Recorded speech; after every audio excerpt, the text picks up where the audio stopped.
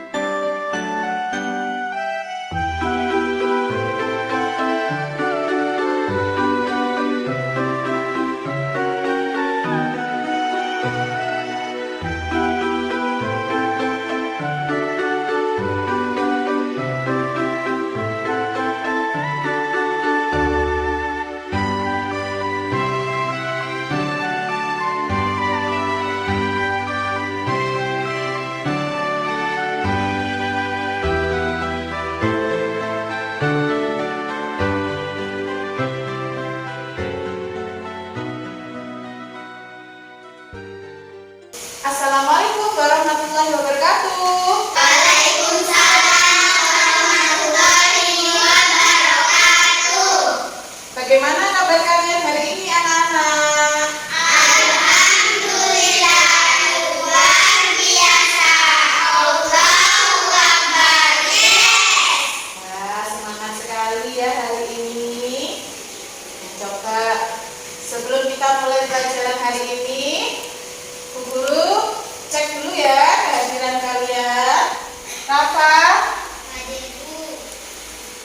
Ferdiana, Hadir Bu. Sally, Hadir Bu. Nabda, Hadir Bu. Nisa, Hadir Bu. Kamil, Hadir Bu. Farah, Hadir Bu. Maya, Hadir Bu. Alif. Alif kemana? Hadir. Oh, sakit. Sakit apa ya Alifnya Mama? Kemarin jatuh. Oh, jatuh tangannya bengkak ya. Kita doakan ya, semoga Alif diberikan kesehatan, segera pulih, bisa kembali beraktivitas bersama lagi. Nah, sebelum mulai pelajaran, ayo Rafa dipimpin berdoa dulu. Siap, gerak. Berdoa mulai.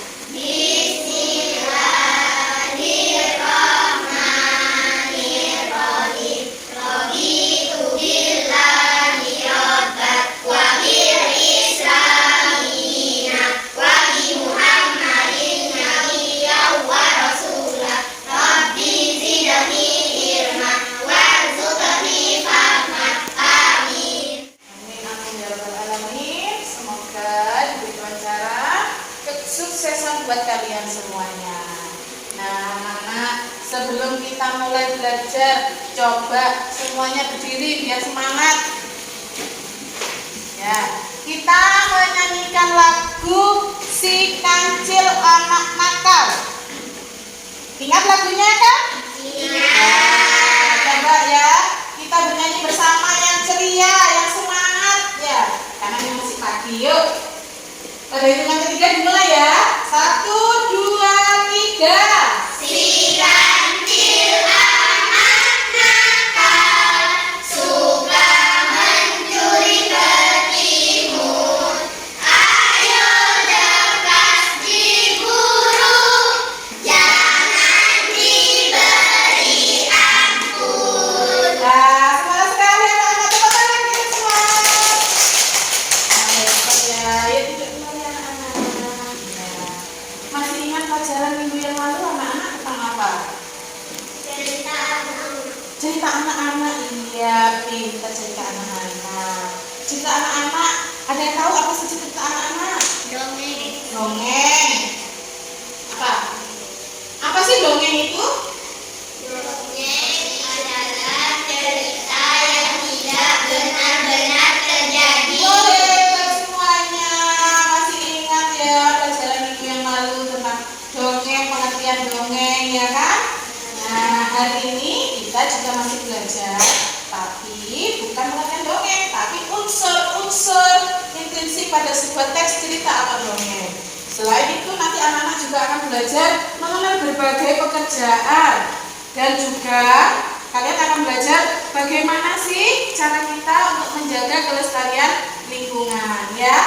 Nah, coba Bu Guru mau tanya lagi, siapa tokoh yang ada pada lagu tadi? Si Kancil. Bagaimana wataknya si Kancil? Nakal, suka mencuri. Iya, nakal, suka mencuri. Perlukah kita contoh? Tidak. Ya, pintar sekali anak-anak ya. Nah, sekarang coba perhatikan video yang Bu Guru tampilkan di depan ya. Assalamualaikum warahmatullahi wabarakatuh.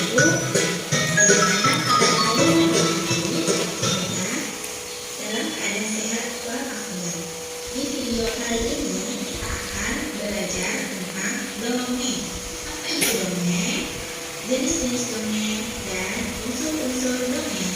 Ayo kita simak bersama ya. Tujuan pembelajaran dongeng adalah pertama, melalui penjelasan dulu, siswa dapat menjelaskan definisi dongeng. Dua, melalui video pembelajaran, siswa dapat mendeskripsikan jenis-jenis dongeng. Tiga, melalui latihan soal, siswa dapat mengidentifikasikan unsur intrinsik dongeng dengan tepat. Pengertian dongeng.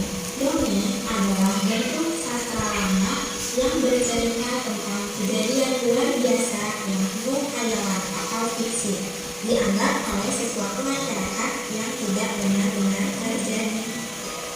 Jenis-jenis dongeng. Jenis-jenis dongeng ada 5 macam. 1. Mitos. 2. Sage. 3. Fabel. 4. Legenda. 5. Parabel. Selanjutnya, mitos. Apa itu mitos? Mitos adalah dongeng yang berkaitan dengan kepercayaan masyarakat tentang dewa-dewa dan makhluk halus. Contohnya seperti mitos Nyai Kidul, mitos Gombel, dan lain-lain. 2. Sage. Sage merupakan dongeng yang mengandung unsur sejarah atau kisah kepahlawanan. Contohnya kisah Jaka-Tingkir, Ramayana, dan Si Buta dari Dua Hantu. 3. Fabel. Fabel merupakan dongeng yang tokohnya adalah binatang yang berperilaku seperti manusia. Contohnya seperti dongeng kura-kura dan kelinci yang sombong, serta dongeng semut dan belalang. 4. Legenda. Legenda merupakan dongeng yang menceritakan tentang kejadian alam atau suatu tempat. Contohnya seperti legenda Batu Menangis dan legenda Danau Toba. 5. Parabel. Parabel merupakan dongeng yang mengandung nilai-nilai pendidikan.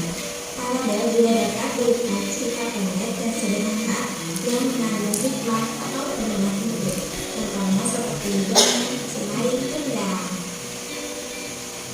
Selanjutnya, unsur intrinsik dalam dongeng. Di sini kita akan belajar tentang pengertian unsur intrinsik, lalu macam-macam unsur intrinsik seperti tema, latar, tokoh, alur, sudut pandang, amanat, dan majas. Pengertian unsur intrinsik. Unsur intrinsik adalah unsur-unsur yang hadir di dalam teks dan secara langsung membangun suatu teks.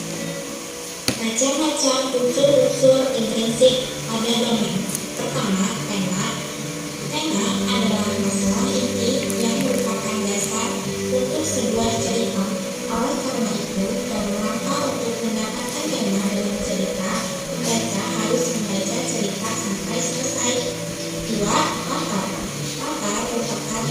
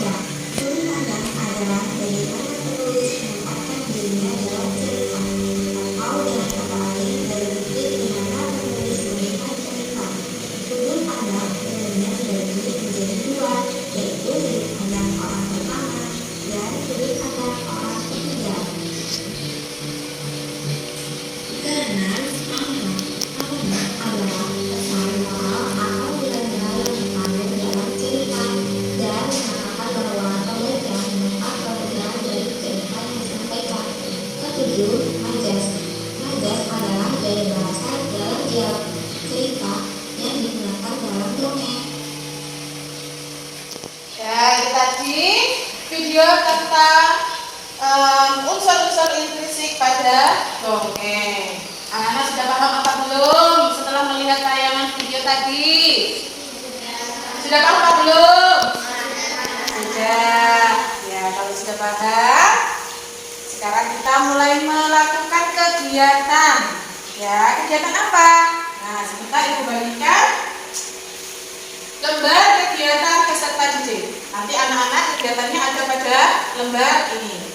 Nanti anak-anak dibaca, ya, diperhatikan, dibaca dulu petunjuk penggunaan LKPD ini, ya.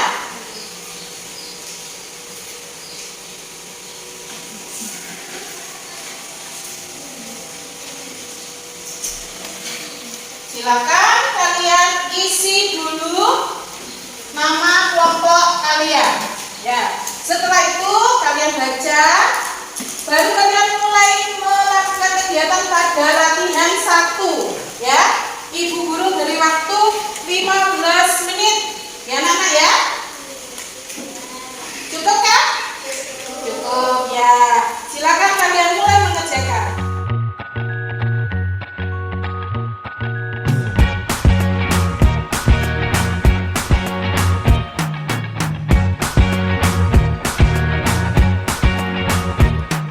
I can't forget the day we met. Your eyes so blue, me piercing through. I can't forget the day we met. Your smile so bright, it made me swoon. I love Sudah selesai anak-anak? Sudah. Ya, pintar semuanya. Coba siapa yang ingin mempresentasikan? Ayo, kelompok berapa? Iya, kelompok 1. Silakan di depan kelompok 1. Dibacakan hasilnya. Assalamualaikum warahmatullahi wabarakatuh. Waalaikumsalam warahmatullahi wabarakatuh.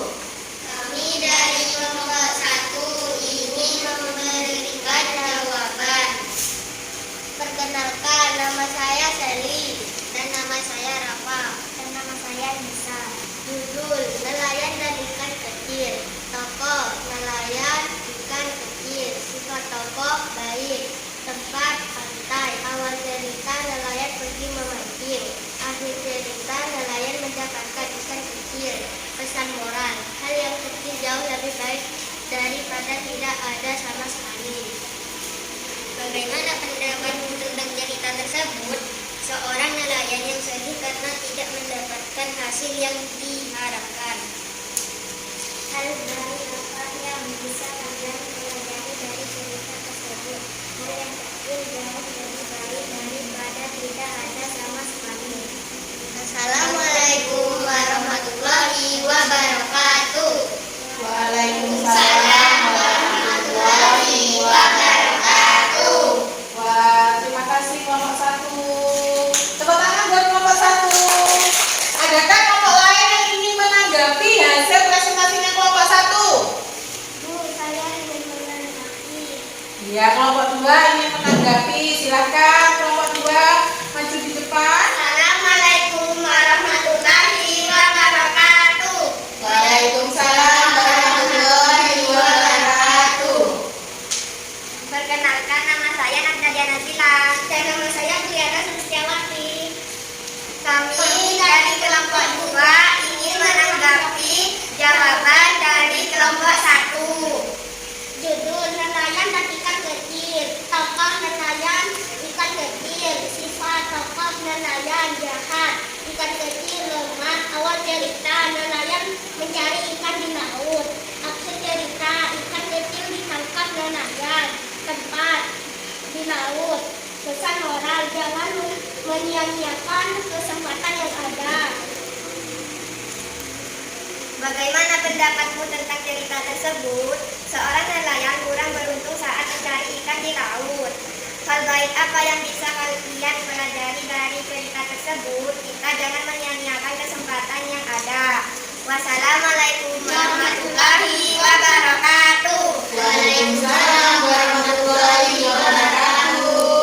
Nah, terima kasih kelompok 2 sudah menanggapi dari kelompok 1. Beri tepuk tangan buat kelompok 2. Nah, itu tadi anak-anak sudah bisa membedakan pada sebuah teks cerita atau dongeng. Selain itu, anak-anak juga sudah pandai mengemukakan pendapatnya tentang sebuah teks cerita, ya kan? Setiap orang itu punya pendapat yang berbeda masing-masing, ya kan? Dan juga dari cerita itu bisa kita ambil pesan moralnya, ya kan? Bahwa kita tidak boleh menyia-nyiakan kesempatan. Anak-anak kira-kira kalau nelayan itu pergi ke laut mencari apa, anak-anak? Ikan. Mencari ikan, iya. Nah, ikannya itu berasal dari apa, anak-anak? Iya, sumber daya alam yang ada di laut. Selain sebagai nelayan, pekerjaan apa lagi yang biasanya ada di sekitar kita? Yang di dekat rumahmu? Apa ayo? Mebel, ya mebel. Atau pengrajin kayu, ya. Apa yang dihasilkan pengrajin kayu? Kursi, meja, lemari. Nah, benar sekali. Kursi, meja, lemari itu hasil dari pengolahan kayu. Di mana sih biasanya orang-orang itu kalau ngambil kayunya? Di hutan. Iya, betul sekali. Ya. Nah, dapat sekarang anak-anak perhatikan materi yang Bu Guru tampilkan di depan. Nah, tadi pekerjaan itu pengrajin kayu dapat menghasilkan sebuah mebel, ya kan? Yang mana mebel nanti dijual. Nah, kalau sudah dijual, dapatnya apa, Nana? Dapat uang, iya. Jadi kegiatan itu yang bisa dikatakan sebagai kegiatan ekonomi. Nah, kegiatan ekonomi adalah kegiatan yang dilakukan orang untuk menghasilkan pendapatan. Pendapatan yang diperoleh digunakan untuk memenuhi kebutuhan hidup. Ya, apa saja kebutuhan hidup itu? Nah, kebutuhan hidup itu ada 3. Yang pertama kebutuhan makan, minum, ya kan? Makan, minum, tempat tinggal itu dikatakan sebagai kebutuhan pokok.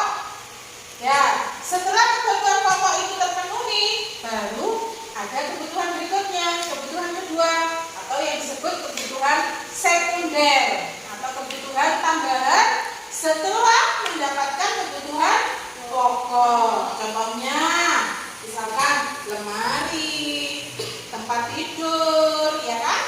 Kompor, buku, dan sebagainya. Apabila kebutuhan sekunder itu juga sudah terpenuhi, maka ada kebutuhan yang ketiga, yaitu kebutuhan tersier. Ya, kebutuhan tersier ini kebutuhan tambahan setelah kebutuhan primer dan sekunder.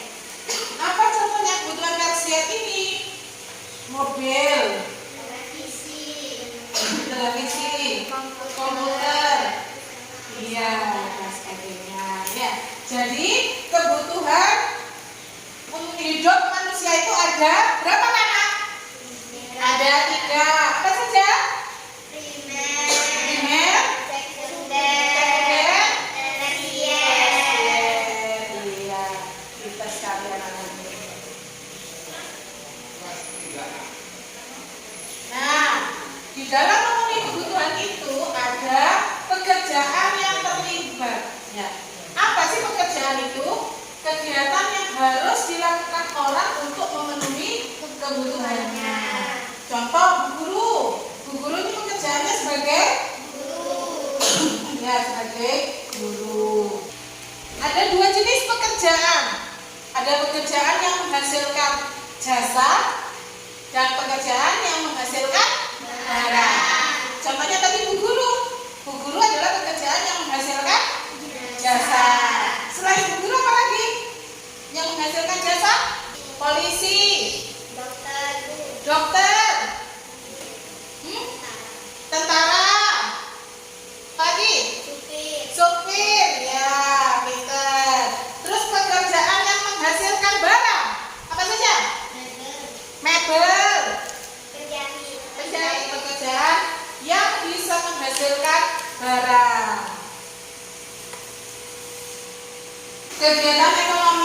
sekitar kita itu ternyata juga dipengaruhi oleh faktor yaitu lingkungan sekitar, yang mana juga jenis pekerjaannya juga menentukan, ya, menentukan apakah itu nanti menghasilkan barang atau menghasilkan jasa.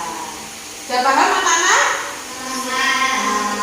Jika anak-anak sudah paham, silakan anak-anak melanjutkan RKPD yang sudah Bu Guru bagikan tadi. Anak-anak melanjutkan kegiatan latihan 2. Bu Guru beri waktu dalam 15 menit. Ya, cukup ya anak-anak? Cukup. Ya, cukup. Silakan dikerjakan.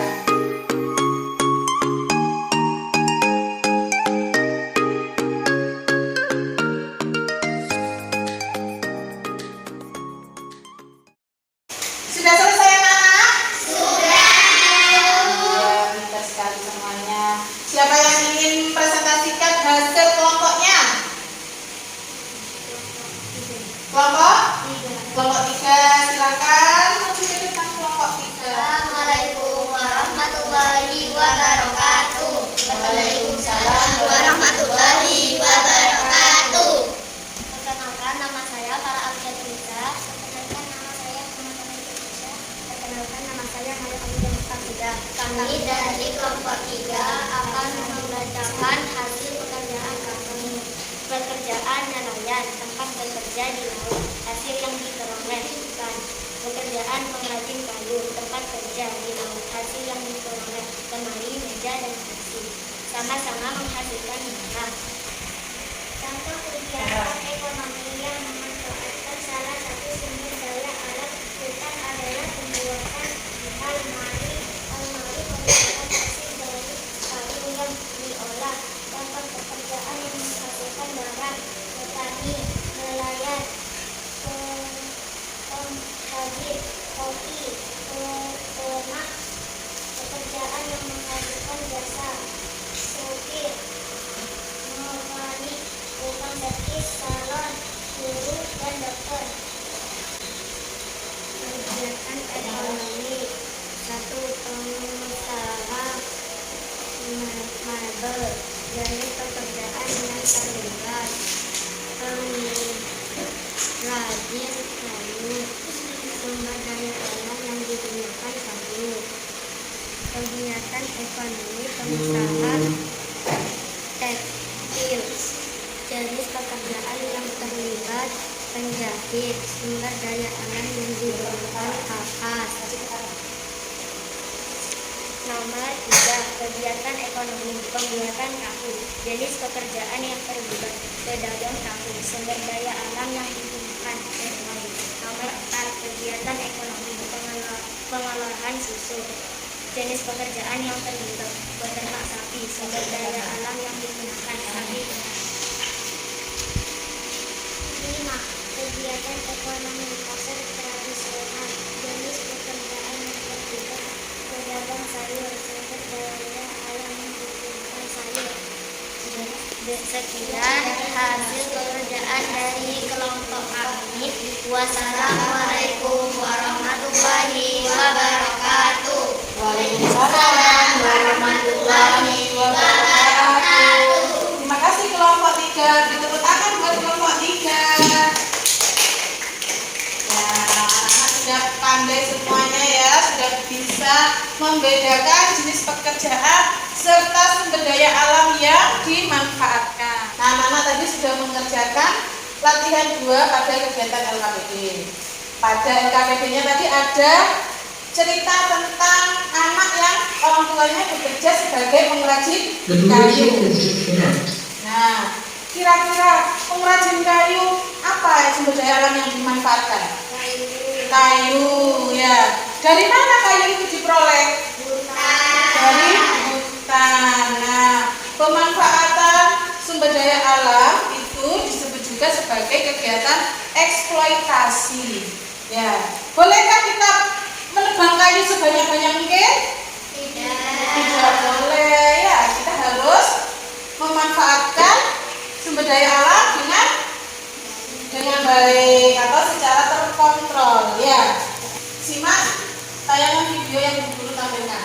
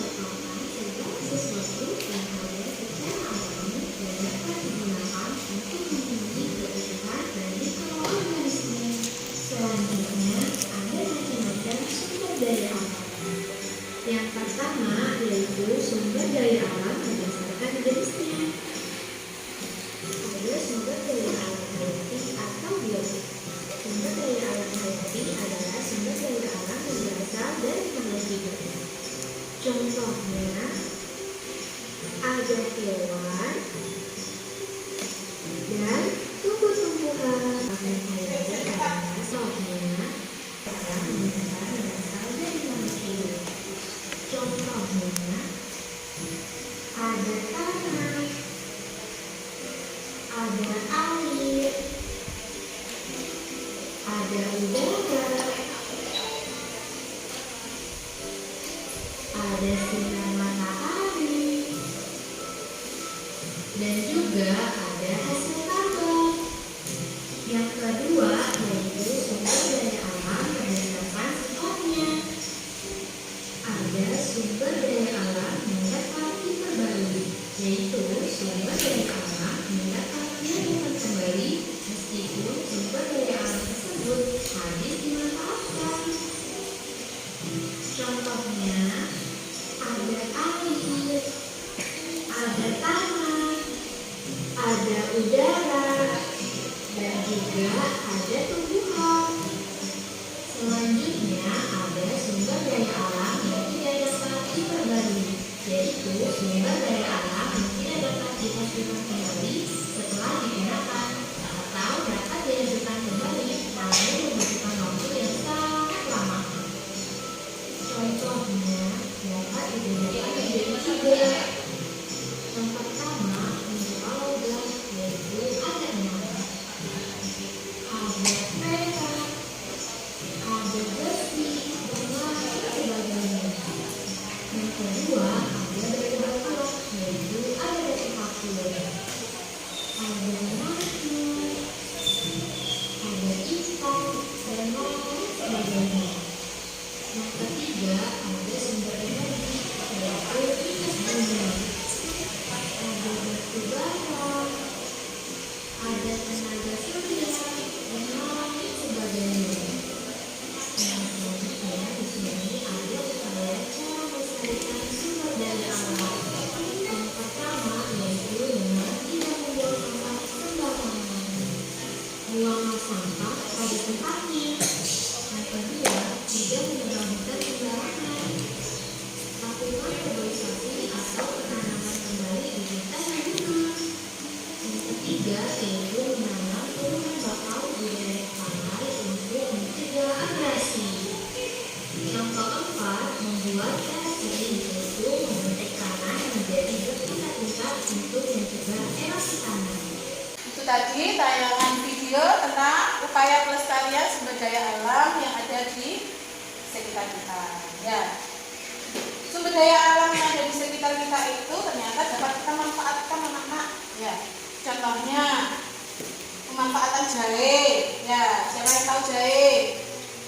Siapa yang tahu jahe? Ya, jahe biasanya digunakan sebagai obat kalau kita batuk, ya kan? Dan juga ada lagi kerbau, binatang kerbau. Untuk apa? Membajak sawah, ya. Tanah untuk bercocok tanam. Sinar matahari untuk apa, Rafa? Iya, untuk mengeringkan baju. Banyak sekali ya kan sumber daya alam yang dapat kita manfaatkan dalam kehidupan seperti tadi. Materi yang sudah diguru jelaskan tentang upaya pelestarian sumber daya alam. Sekarang anak-anak melanjutkan mengerjakan kegiatan pada LKPD yang sudah kalian terima tadi ya. Ibu guru beri waktu 15 menit untuk mengerjakannya.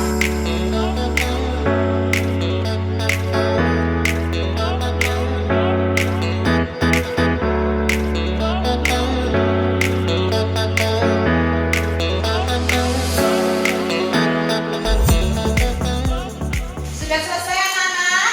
Sudah, Bu. Nah, kalau sudah selesai coba kelompok 2 ya yang masih belum mempresentasikan di depan ya? Ya, kelompok 2. Maju di depan. Assalamualaikum warahmatullahi wabarakatuh.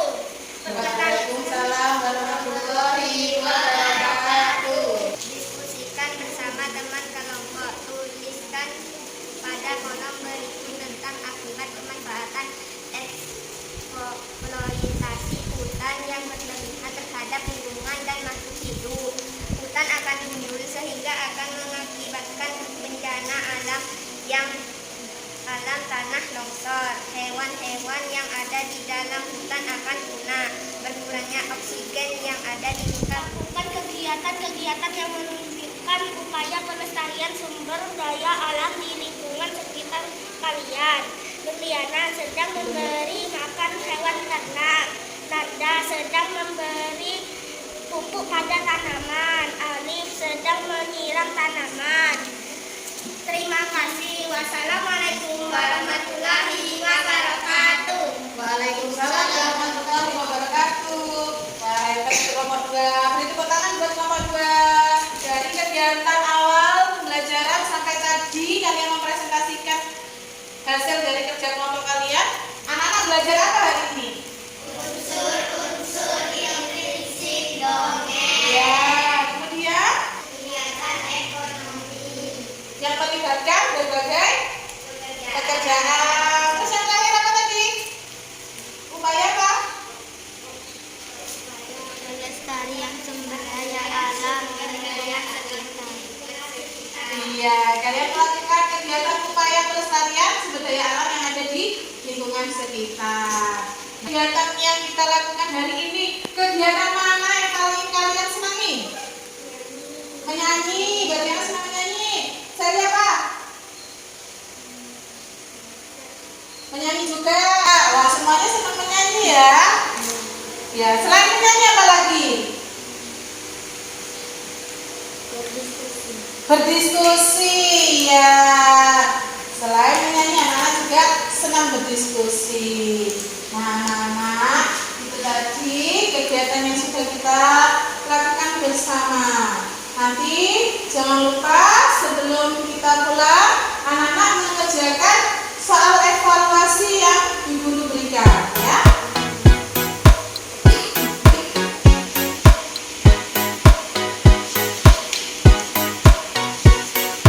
Dripping like gold, you got me so wild. Dripping like gold, I'm a queen, I'm a queen, I'm a queen. Dripping like gold, you got Ibu me Guru so beri waktu wild. kalian mengerjakannya selama 30 menit. Ya. I'm a queen, I'm a queen, I'm a queen. Silakan dimulai dari sekarang. You got me so wild. I'm a queen, I'm a queen, I'm a queen. Dripping like gold. Dripping like gold. I'm a queen, I'm a queen, I'm a queen. Dripping like gold.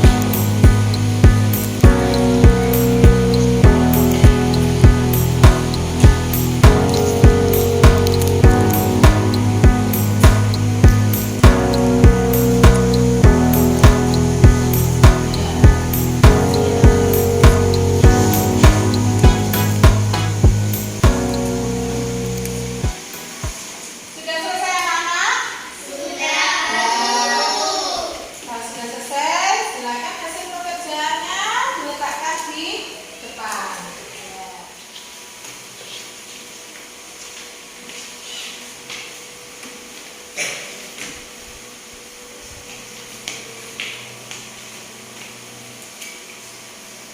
Nah, anak-anak sudah selesai mengerjakan soal evaluasinya. Anak-anak nanti di rumah jangan lupa belajar. Kita bertemu lagi besok.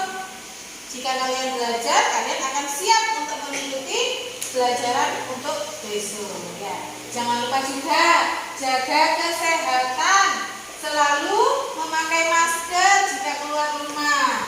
Juga jangan lupa mencuci tangan setelah beraktivitas, ya. Dan nanti satu di rumah lagi.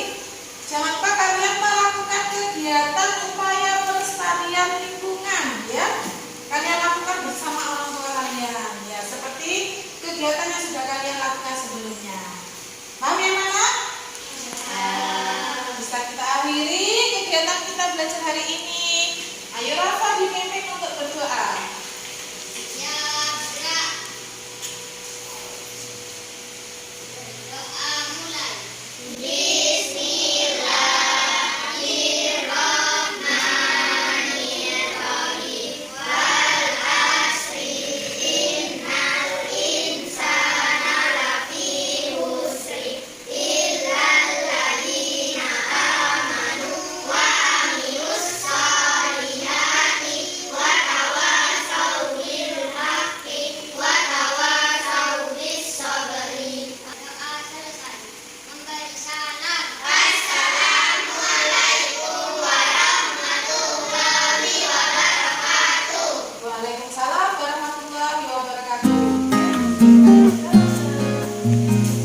Jangan